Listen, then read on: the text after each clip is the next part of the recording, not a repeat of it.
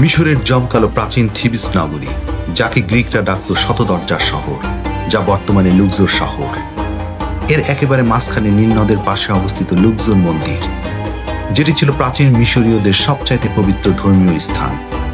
অপরদিকে হযরত ঈসা আলাইহিস সালাম এবং হযরত মুসা আলাইহিস সালামের ওহীর আলোকে নিষিদ্ধ স্থান। ইউসুফ জুলেখা সিরিজে যেখানে প্রধান পুরোহিত আজ্ঞামোহর ও তার অন্যান্য ধর্মীয় অনুসারীরা যেখানে বসে বিভিন্ন ষড়যন্ত্রে লিপ্ত হতো, তাই মূলত এই লুক্সোর মন্দির, যেটা ছিল মিশরীয়দের মূল দেবতা আমনের প্রার্থনার স্থান, যেটি ইউসুফ আলাইহিস সালামের সময়ে এক আল্লাহর অনুসারী একমাত্র ফেরাউন আখনাতুন ধ্বংস করেছিলেন এবং পরবর্তীতে তারই পুত্র ফেরাউন তুতেনখামেন পুনর্নির্মাণ করেছিলেন। বন্ধুরা, এই ব্লগে সেই লুক্সোর মন্দিরের বর্তমান অবস্থা এবং এর সকল ইতিহাস আপনাদের মাঝে তুলে ধরব। সুতরাং ভিডিওটি লাইক এবং চ্যানেলটি সাবস্ক্রাইব করে পুরো সময়টি জুড়ে আমাদের সাথেই থাকুন।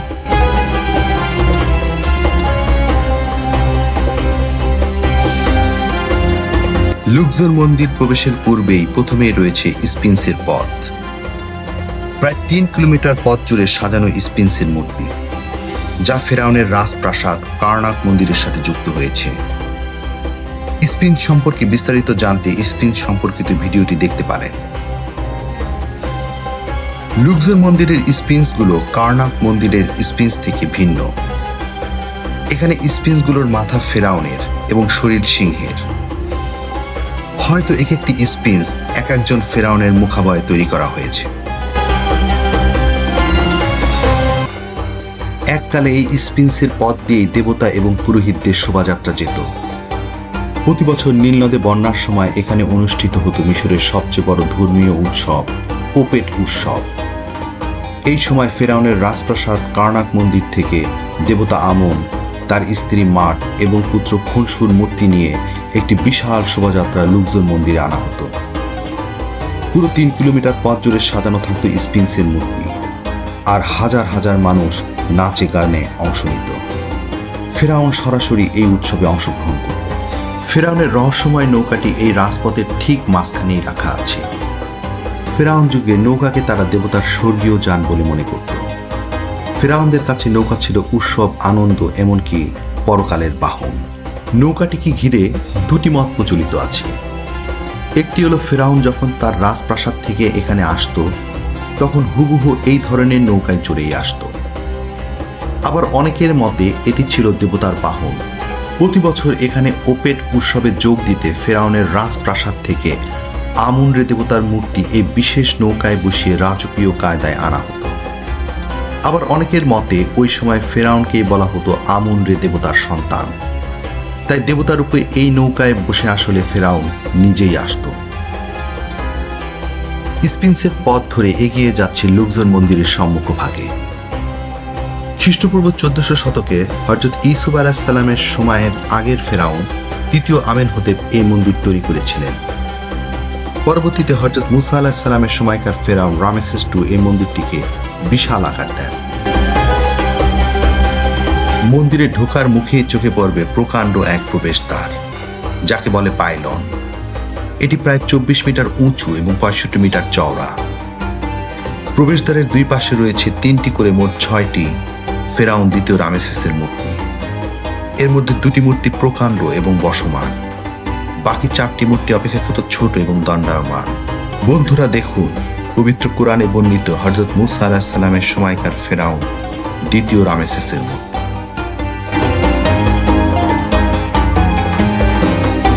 মূর্তির পাশে দাঁড়িয়ে আছে এক আকাশচুম্বী অভিষেক পিলার। দূর থেকে এই পিলারটিকে ছোট খুঁটির মতো মনে হলেও এটি আসলে বিশাল আকারের। এটা মূলত ছিল স্মারক স্তম্ভ। এর উপরের সূক্ষ্ম ত্রিকোণাকৃতির অংশটিকে বলা হয় পিরামিডিয়ন। এটি সূর্যের প্রথম রশ্মিকে ধারণ করার জন্যই তৈরি করা হয়েছিল।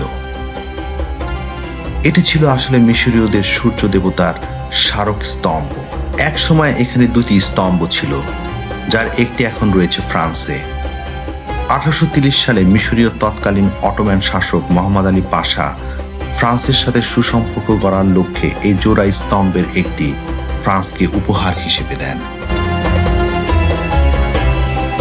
পাইলন বা প্রবেশদ্বার পেরিয়ে প্রবেশ করছে লুক্সর মন্দিরের দ্বিতীয় রামেসিস চত্বরে। প্রায় ৪,৫০০ বছর আগে একটি মন্দির এতটা বিশাল আকারের হতে পারে, এতটা আধুনিক নকশায় মোড়ানো থাকতে পারে, তা একেবারেই কল্পনাতীত।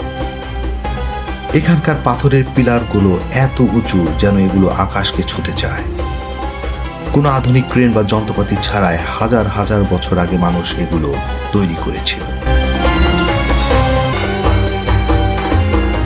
পাইলন পেরিয়ে আমরা প্রবেশ করলাম দ্বিতীয় রামেসিস চত্বরে। চারপাশে সারি সারি প্যাপিরাস আকৃতির স্তম্ভ।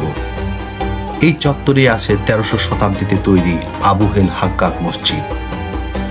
৩,০০০ বছরের প্রাচীন মন্দিরের উপর দাঁড়িয়ে আছে একটি মসজিদ। এটি লুক্সর মন্দিরের সবচেয়ে বড় বিস্ময়। প্রথমে এই দ্বিতীয় রামেসিস চত্বরই ছিল মন্দিরের মূল প্রবেশপথ। ফেরাউন দ্বিতীয় রামেসিস তার রাজত্বকালে এই অংশের সম্প্রসারণ করে এবং মন্দিরের নতুন প্রবেশদ্বারে তার মূর্তি স্থাপন করে। তিনি মূলত ফেরাউন তৃতীয় আমেনহোতেপের স্মৃতিগুলো মুছে এখানে নিজের নাম প্রতিষ্ঠিত করতে চেয়েছিলেন।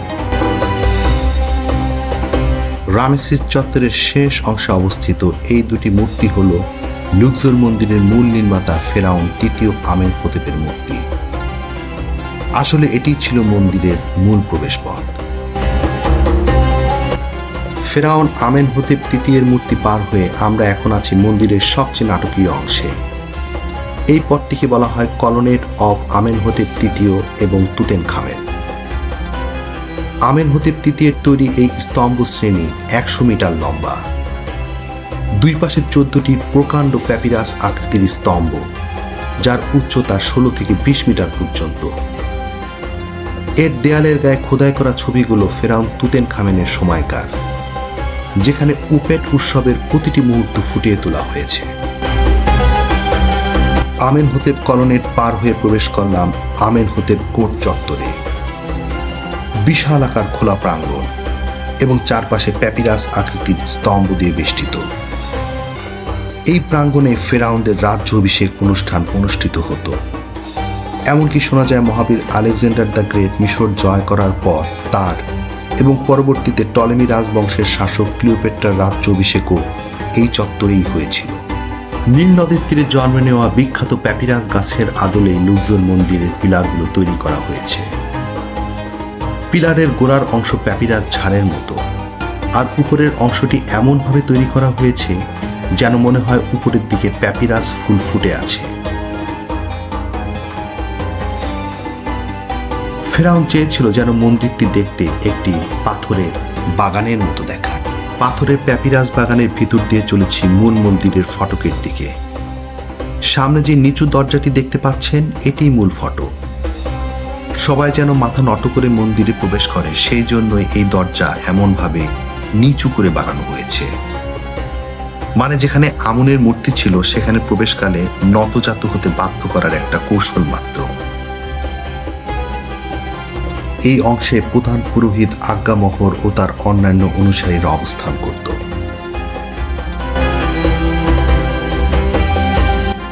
এখানে অনেকগুলো কক্ষ বিদ্যমান। কক্ষগুলোকে বলা হয় জন্মকক্ষ বা বাথ চেম্বার।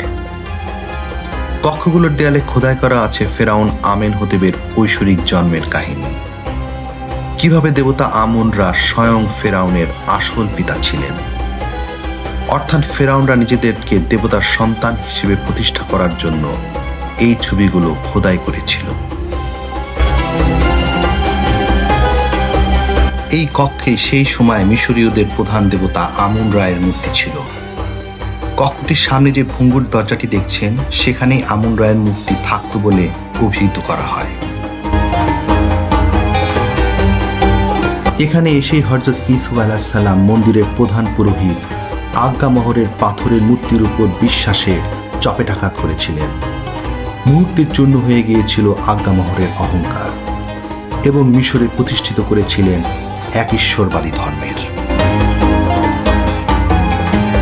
মন্দিরের আশেপাশে অনেক ভঙ্গুর স্থাপনা চোখে পড়ল, কিন্তু এখানে কি ছিল তা অজানাই রয়ে গেল।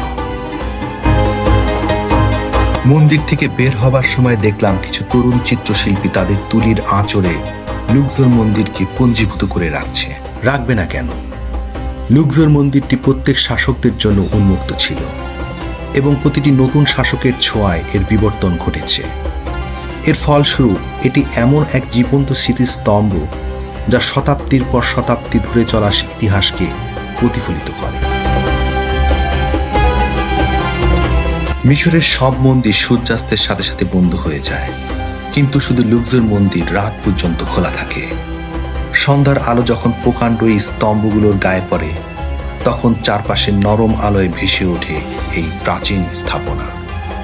এপিসোডটি ভালো লাগলে ভিডিওটি লাইক করুন, যা আমাকে নতুন ভিডিও তৈরিতে উদ্বুদ্ধ করবে, এবং আরও অজানাকে জানতে চ্যানেলটি সাবস্ক্রাইব করতে ভুলবেন না। সবাইকে ধন্যবাদ।